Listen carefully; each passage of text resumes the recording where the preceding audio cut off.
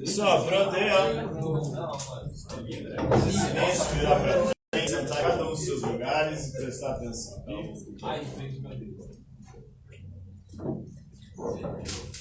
Na última aula aí nós estávamos corrigindo algumas questões, onde nós paramos. Qual que é a pergunta? Não, antes não. Diferencie ser e essência segundo como esse artigo. Todo ser, segundo Tomás de Aquino, possui essência e existência.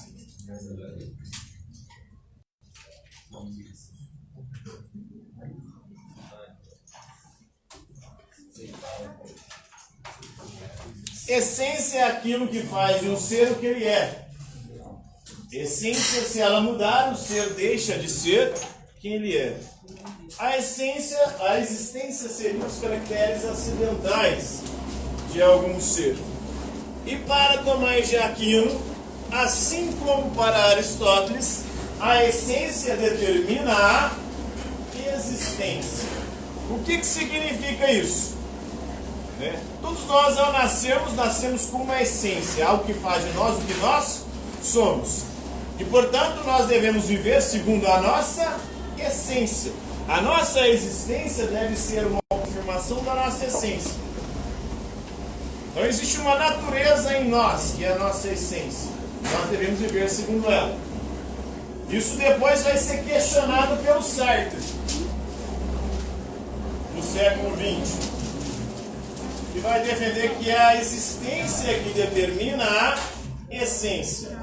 São as nossas escolhas que vai determinar quem nós seremos. Eis o B.O. Porque quando você defende essa visão essencialista, você diz que toda escolha que nós devemos ter deve ser conforme a nossa essência. Aí se alguém nasce, por exemplo, do sexo masculino com genital masculino, ele tem que viver conforme aquele genital dele. A mesma coisa com meninos. Então cada um deve viver conforme a sua essência, a sua natureza. Quando você foge da sua natureza, da sua existência, você está indo contra a sua essência. Isso seria um erro. Ou, no caso de Aristóteles, levaria você à infelicidade. No caso de Tomás de Aquino, levaria você ou leva você ao pecado. O pecado é aquilo que a gente faz sempre quando que a gente realiza fugindo da nossa natureza ou da nossa essência, né? Essa é a perspectiva cristã. Né? O Sartre vai numa vertente diferente. Essa aqui que é a do Sartre, né? São as nossas escolhas que vão determinar a nossa essência, ou quem nós somos. Então, não há uma natureza predada que vai definir quem eu sou. Até porque, segundo o Sartre, não existe natureza humana. O que seria a natureza humana? Porque a gente olha para culturas humanas e a gente vê culturas humanas inumeráveis, com coisas completamente distintas entre os seres humanos. Que numa cultura é certo e na outra cultura é errado. Então, qual dessas sociedades humanas possui a cultura que é de acordo com a natureza humana? E até a natureza humana, o ser humano não a segue. A nossa arcada dentária, por exemplo, ela não é propícia para seres carnívoros. Nós comemos carne. Nossa carne, a arcada dentária, é para comer vegetais.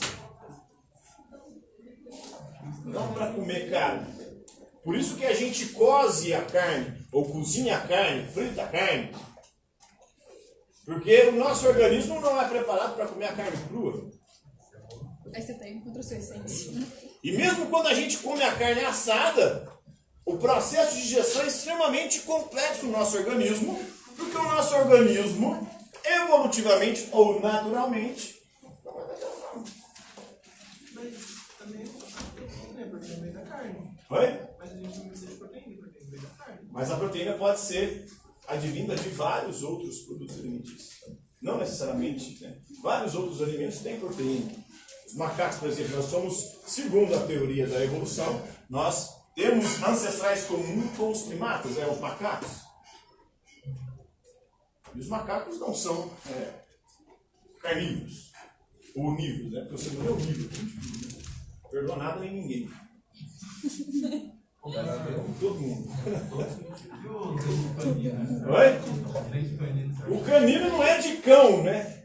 O canino aqui é para triturar. Para triturar frutas e legumes. Não é para triturar carne. Se você vê, os nossos caninos completamente diferentes de um canino de um cachorro. E o canino é só esse aqui, né? Que a gente chama de canino. Esse aqui ajuda na trituração de frutos e... Também guardei frutas mais resistentes, como tipo maçã. Oi? A fruta tem cascas duras. Isso, exatamente. É para triturar o canino. Mas para pensar, a partir do momento que a gente começou a cozinhar a carne, a gente foi evoluindo e foi mudando a forma. Sim, a proteína animal foi fundamental no processo evolutivo do ser humano. Então, Mas biologicamente o ser humano rompeu com uma estrutura biológica e natural. Se ele não fizesse ou feito esse rompimento, nós não teríamos chegado até aqui no estágio evolutivo que nós estamos. Entendeu? Então, de alguma forma ele rompeu uma estrutura ali predada da natureza. Então ele tinha ficado como os macacos, né?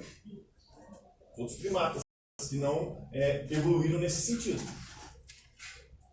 Então meio que a gente vai contra a natureza. Porque... A todo momento a gente voa. Voar é contra a natureza do ser humano, não é? Quantas coisas o ser humano faz que é contra a sua própria natureza ou sua própria essência? E para o cristianismo, ele vai pegar isso de Aristóteles, que isso lá vem de Aristóteles, você tem que viver conforme a sua essência. O Aristóteles pega lá, ó, qual que é a essência do ser humano? O ser humano é um animal racional. Então, portanto, para você ser feliz, essa é a finalidade, a causa final da existência humana é a felicidade. Para você ser feliz, você tem que viver conforme a sua essência. Então, você tem que viver conforme a sua razão. Você pode ser feliz buscando a razão, a racionalidade ou o conhecimento. A felicidade está na busca do conhecimento. Viver conforme a sua racionalidade. As virtudes dianoéticas, que são as virtudes do conhecimento para Aristóteles. Só assim você pode ser feliz. Aí ele fala de felicidade. Os cristãos vão pegar isso para falar em pecado. Sempre quando você vive contra a sua natureza ou sua essência, você está pecando. eu pensava assim, a gente não cortaria cabelo, não, sei lá. A natureza faz... A unha cresce, não vamos cortar a unha. A natureza está fazendo o serviço dela, o cabelo é a mesma coisa. E se você for pegar a Bíblia, ela traz coisas ainda muito mais tensas. Não pode usar dois tecidos diferentes, não pode. Tem coisas ali bem. Eles apelam para isso, para poder dizer aí que viver contra a natureza, contra a nossa essência, aí a nossa existência está sendo uma existência pecaminosa. E para o Tomás de Aquino, Deus é o único ser onde essência e existência coincidem. No ser humano não coincide, por quê? Por causa do pecado. Nós rompemos a nossa natureza com o pecado original.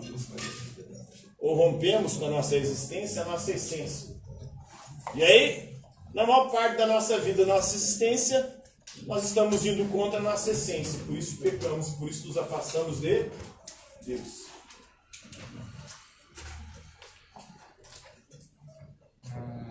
Quais são as provas da existência de Deus, segundo Tomás de Aquino? Segundo Tomás de Aquino, existem algumas provas que supostamente provariam que Deus existe. A primeira prova é a prova do primeiro motor. Essas provas todas ele vai se inspirar em Aristóteles. O primeiro motor imóvel é o que move todas as coisas. Então, tudo que se move é movido por algo ou por alguém. Então, se o universo está em movimento, é preciso que haja um primeiro motor que tenha movido o universo. E quem seria esse primeiro motor? Deus. Então, são provas chamadas a posteriori. Por quê? A partir da realidade, você busca um princípio para ela. E é complicado mesmo, né? Se você pegar mesmo a ciência hoje, a ciência diz que o princípio de tudo é o quê? O Big Bang. Nós temos um problema. O Big Bang seria a grande explosão. Teria dado início ao nosso universo, tal como nós não entendemos. Na verdade, começou a expansão, porque ele está em expansão, né? A explosão inicial, original, que faz com que o nosso perno... Aí você fala, mas e o que existia antes do Big Bang? Aí a ciência vai e interrompe o questionamento. Porque para ela nós não podemos falar em antes do Big Bang. Por que não pode falar em antes do Big Bang? Porque com o Big Bang começa o tempo e o espaço. Fizeram essa pergunta para o Santo Agostinho, no século V. Santo Agostinho, o que fazia Deus antes de criar o mundo? Nós não podemos falar em antes de criar o mundo. Porque quando Deus cria o mundo, Ele cria o espaço e o tempo. Então Stephen Hawking plagiou Santo Agostinho e mudou o bagulho. Ele interrompeu o questionamento. Não pode falar em antes porque não tem antes. Mas aí tem outras teorias. Diz que há a possibilidade que seja um ciclo. A gente quer essa expansão em algum momento vai virar uma conflagração. E aí essa volta com um ovo cósmico original e depois tem a explosão de novo. E aí isso acontece inúmeras vezes no universo. E aí é o eterno retorno do mesmo. Que o Nietzsche pega, mas não tão cientificamente quanto há essa possibilidade de interpretação científica como há hoje. Ou seja, essa vida que nós estamos vivendo aqui, nós vamos vivê-la trocentas mil outras vezes, tudo diferente. Tudo diferente não, tudo do mesmo jeito, na verdade. Né? Mas de novo e de novo. Se o universo fizer isso, né? Explodiu, expansão, depois conflagração, depois explode de novo. Seria um loop. É um loop eterno. E você viveria a mesma vida, faria as mesmas escolhas, as mesmas merdas para sempre. As mesmas merdas, as mesmas escolhas erradas, os mesmos arrependimentos, é o eterno retorno do mesmo.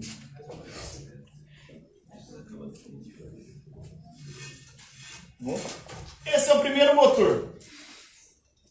É preciso que haja algo que moveu o primeiro universo. Isso teria provocado essa explosão. Aí não pode perguntar isso para o Stephen Hawking, para os cientistas. Porque não existiu antes daquilo. Ninguém explica o Big Bang. Então, uma explicação quase religiosa, porque interdita o questionamento. Porque não dá para pensar em nada, né? Existiu nada. Como é que você vai pensar? Dá para pensar dá. Mas para a ciência não pode se pensar porque não. A ciência que interdita. Porque a gente pode pensar, e se tiver um ser que lá no começo, né, meteu o bicudo e explodiu o bagulho? Jogar bola, né? Você pode imaginar um monte de coisa, velho. Imaginar pode, portanto podemos pensar. Mas não pode falar que existiu, porque para a ciência ali começa.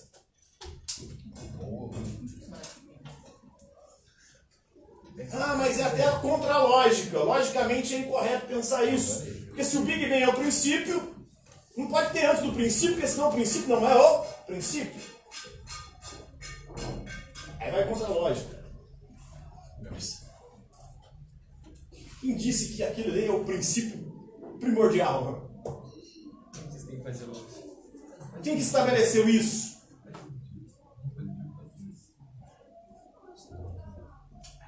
Pode ser que tenha se originado daquilo, e eu acredito que sim, mas ali é a origem, né, do nosso universo, tal como nós o entendemos hoje. Mas não quer dizer que...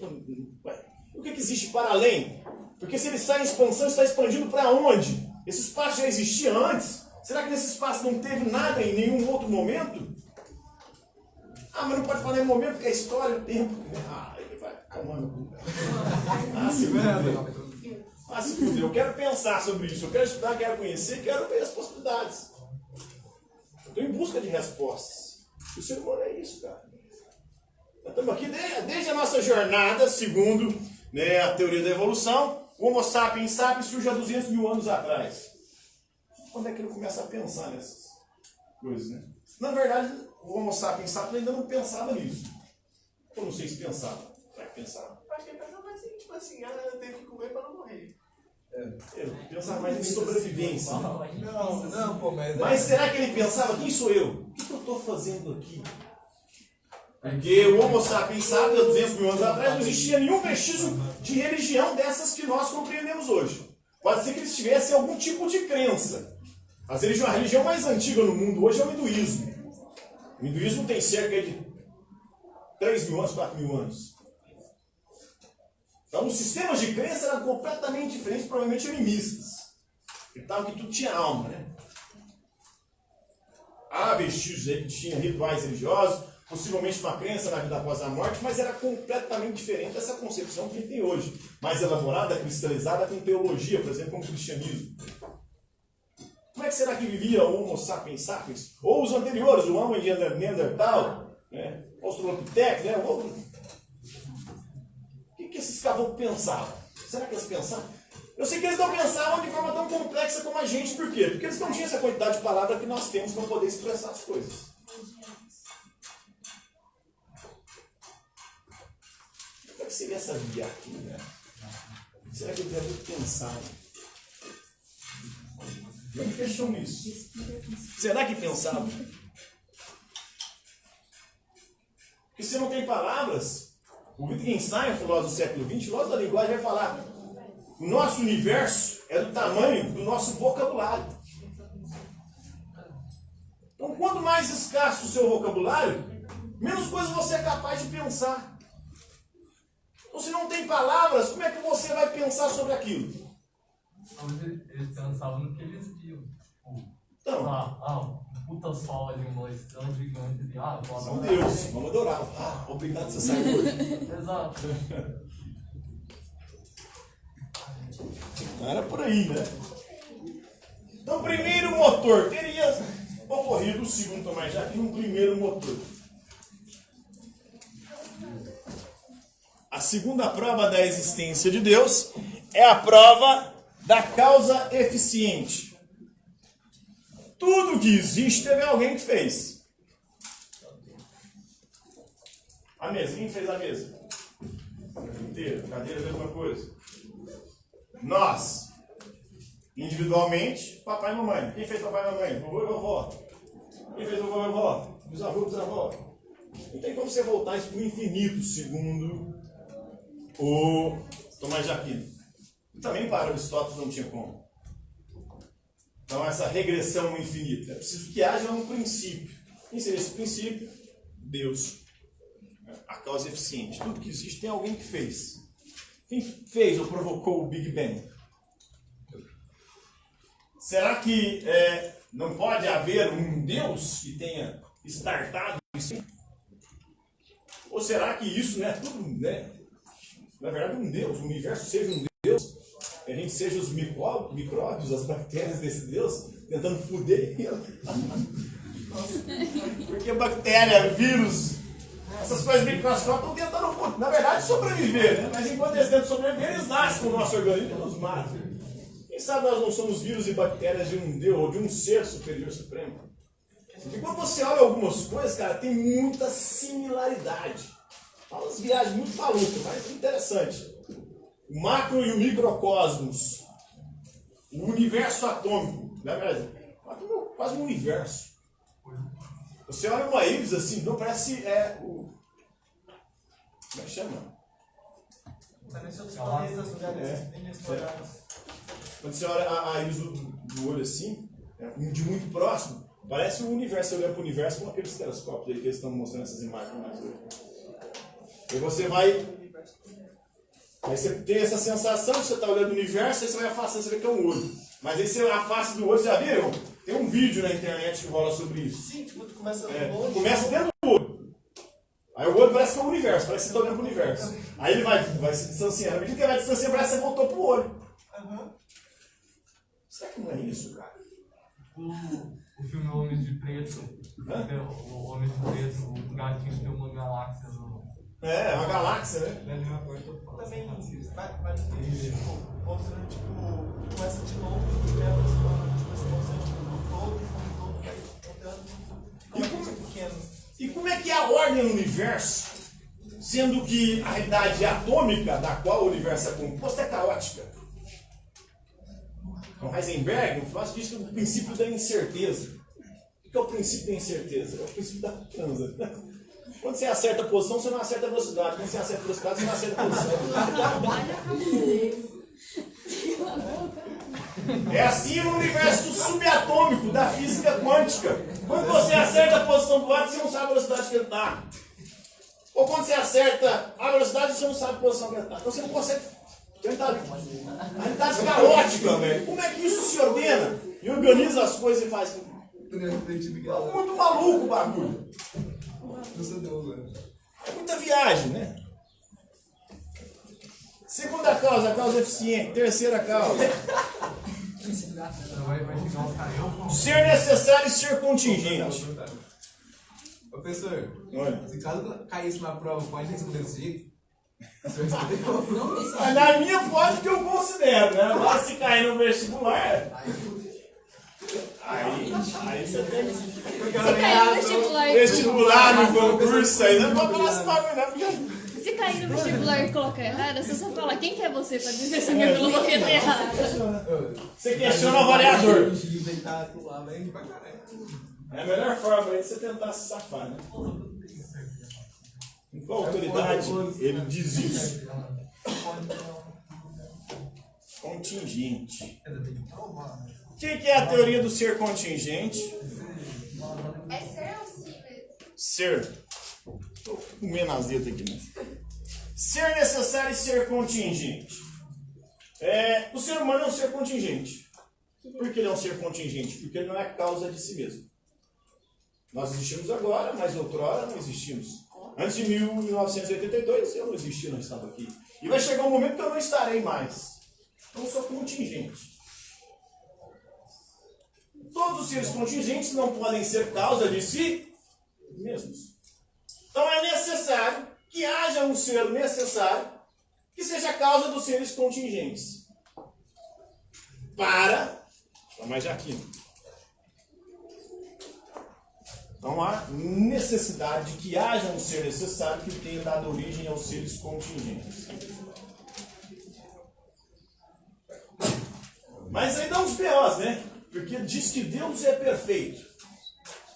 Ser necessário e perfeito. Porque nele, essência e existência coincidem. Se ele é perfeito, ele só pode fazer coisas perfeitas. Ou nós somos perfeitos, ou Deus não é perfeito. Porque ele nos fez imperfeitos. Ou pode ser um plano perfeito e que haja coisas imperfeitas para se tornar perfeito. Não, mas se ele fez imperfeito para se tornar perfeito, ele de alguma forma contém imperfeição, porque de onde ele tiraria a imperfeição se ele é um ser perfeito? No ser perfeito não existe ninguém. No ser perfeito não existe imperfeição. Então, não existe imperfeição e nem pode produzir imperfeição. Exatamente. Porque o perfeito é tão perfeito que ele só consiga produzir. E se ele é o bem, ele só pode produzir o bem. De onde vem o mal? Se ele é perfeitamente bem, Perfeito implica que ele é o bem. De onde vem o mal? Esse é um problema com que o Santo Agostinho tinha se deparado, né? Com o B.O. lá, os tretos.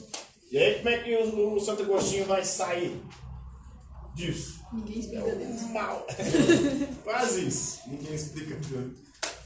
O mal não existe em si. O mal nada mais é do que a ausência de bem. É como a escuridão. A escuridão é a ausência de luz. O mal seria a ausência de bem. O mal não pode existir em si, porque se o mal existir em si, Deus tem que ser o criador do mal. Ah, mas o demônio não tem capacidade de poder de criação. O único ser que pode criar, ou seja, fazer algo a partir do nada, seria Deus. O demônio só faz algo, só pode escolher entre possibilidades. Se a possibilidade existe, não foi o demônio quem criou a possibilidade. A possibilidade já pré-existia a ele. Se a possibilidade pré-existia o demônio, então quem produziu a possibilidade foi Deus. Se Deus produziu a possibilidade do bem e do mal, é porque Deus não é só bem. Deus é também mal. Isso é um problema para o Deus cristão, né? Porque para o Deus judeu, hebraico, principalmente de algumas etapas do Antigo Testamento, esse Deus empreendia o bem e o mal. Era um Deus tanto bom, mas também cruel. Foda, ciumento. Puto. E que praticava genocídio. E que se um povo ele falasse, esse povo aqui não é o meu povo, então pode matar. Ou então eu vou mandar uma praga para o dizimar. Não? Aí está o B.O., né? Mas somos seres contingentes, é necessário que haja um ser necessário que tenha dado origem a nós, segundo Tomás de Aquino. Os graus de perfeição é outra prova.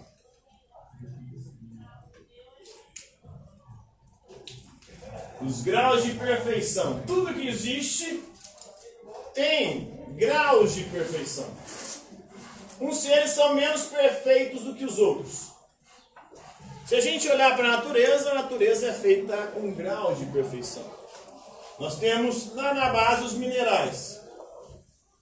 Dentre todos os seres...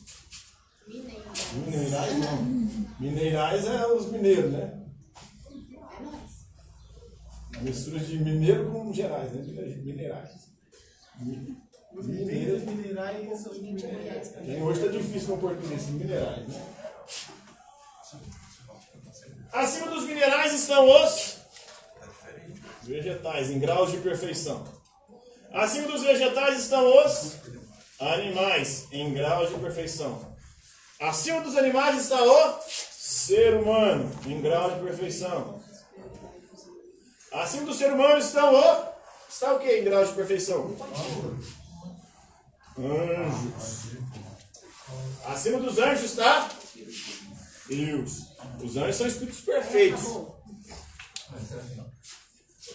Então esses são os graus de perfeição. Então das coisas menos perfeitas nós chegamos às mais perfeitas. E a suma perfeição é Deus. Essa é a prova dos graus de perfeição. Existe perfeição ou perfectibilidade na natureza. E umas coisas são mais perfeitas do que as outras. Se umas coisas são mais perfeitas do que as outras, é necessário que haja uma que seja a suma perfeição. Ou a perfeição plena e suprema. Essa perfeição plena e suprema é Deus. A última é uma das mais interessantes, né? Que é a da finalidade do ser.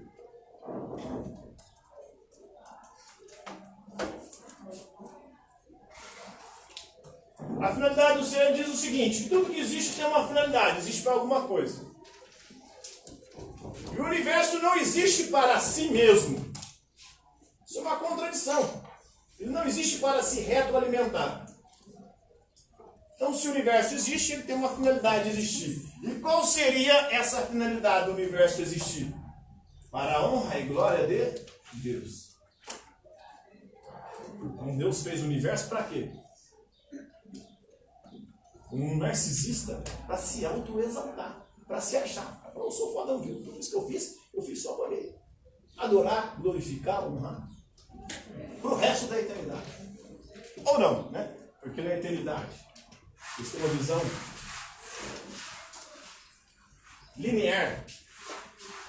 Eu fiz ele no começo e vai ter um fim. No final eu vou acabar com tudo. E vou salvar só aqueles que me glorificaram. Os outros vai tudo para o inferno, vai se fuder. O inferno é o quê? Quem produziu? Quem criou o inferno? Se Deus é bom, como é que ele cria o sumo mal que seria o inferno? O sofrimento eterno.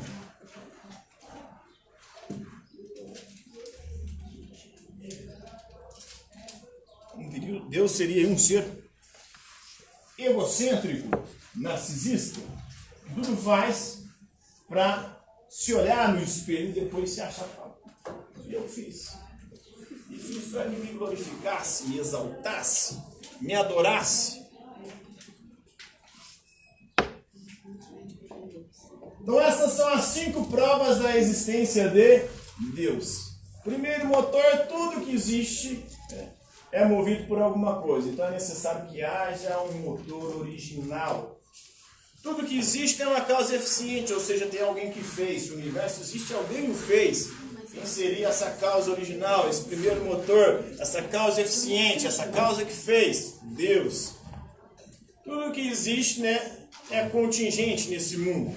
E o contingente, o ser contingente não pode ser causa de si mesmo.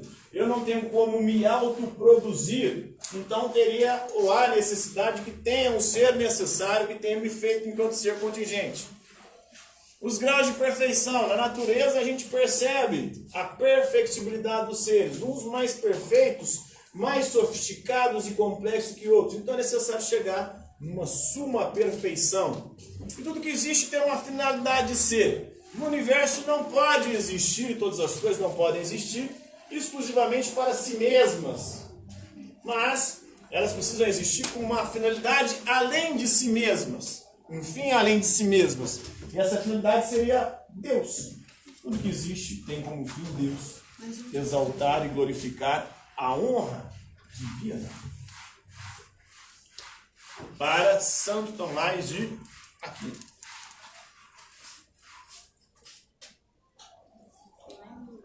Tem mais? Sim, só falta 2. Qual que é a última? Quais foram as principais correntes da escola pós-comunista? Eu vou demorar um pouquinho mesmo. Na próxima aula eu continuo então. Por hoje é isso aí, galera.